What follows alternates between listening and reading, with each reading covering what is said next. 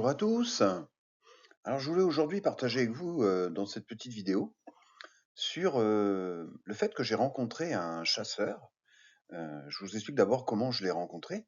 J'étais en train de promener Versailles, donc mon chien guide d'aveugle, dans un parc à côté de chez moi. Et il y a un adolescent qui m'a reconnu.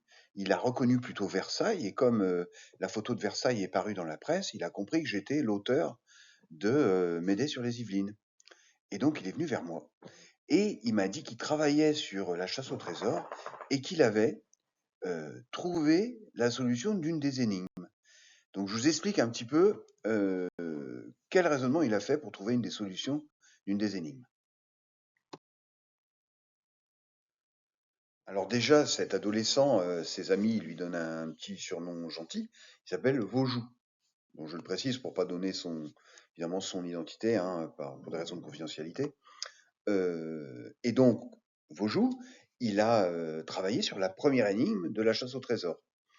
Et pour lui, la solution qu'il a trouvée à l'énigme, c'est un endroit qui se situe dans les Yvelines, qui s'appelle la ferme de Galie. Donc c'est un endroit très connu pour ceux qui connaissent pas ou qui sont pas des Yvelines. Je vous explique rapidement, c'est un endroit qui est situé à Saint-Cyr-l'École, à 4 kilomètres à l'ouest de Versailles, dans ce qu'on appelle la vallée de Versailles. Et c'est une ferme, c'est une cueillette, je crois que c'est la plus grande cueillette des Yvelines.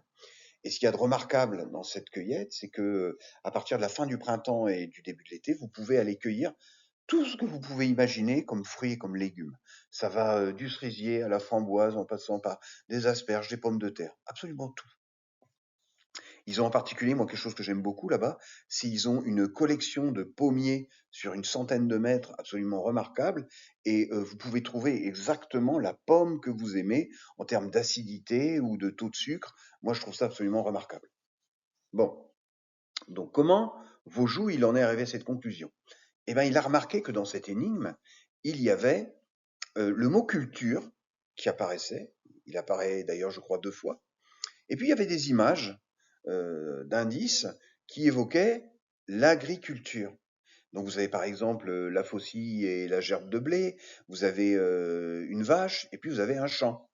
Et donc, il s'est dit, il y a peut-être un rapport entre la notion d'agriculture et l'ensemble de ces images.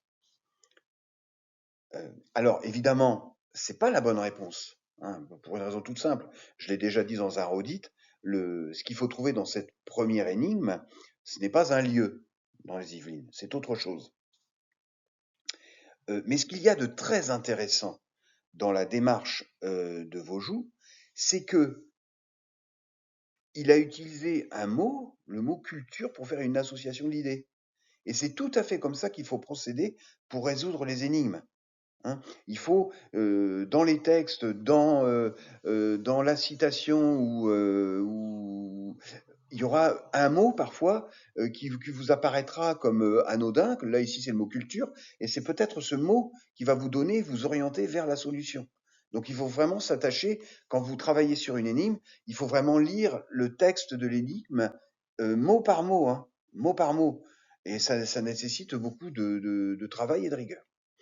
Voilà, donc je voulais faire ce petit clin d'œil à Vougeot, le féliciter pour son imagination, même si c'est pas la bonne réponse. Vougeot, il faut continuer, tu vas trouver, peut-être en te faisant aider par tes parents ou un grand frère, et tu vas voir, je suis sûr que cette énigme, tu vas la résoudre.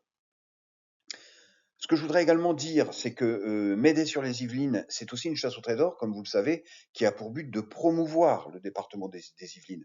Bien sûr, dans les autres énigmes, on va beaucoup parler d'aviation, il y aura beaucoup de calculs, etc.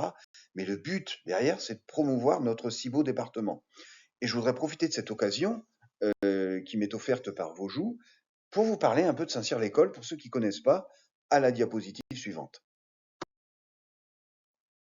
Donc, la ferme de Galie est située à Saint-Cyr-l'École. Donc dans les Yvelines, Saint-Cyr-l'École est rattaché à un personnage célèbre, une femme de l'histoire de France, c'est Madame de Maintenon.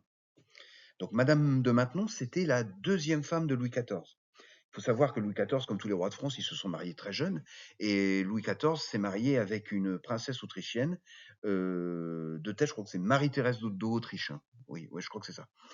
À la mort donc de sa première femme, Marie-Thérèse d'Autriche, Louis XIV s'est remarié un petit peu dans le secret d'ailleurs, avec une femme qu'il aimait beaucoup, qui était Madame de Maintenon. Madame de Maintenon, à la mort de Louis XIV, elle a fondé une maison qui s'appelait à l'époque la Maison royale de Saint-Louis et qui était en fait un pensionnat, une école.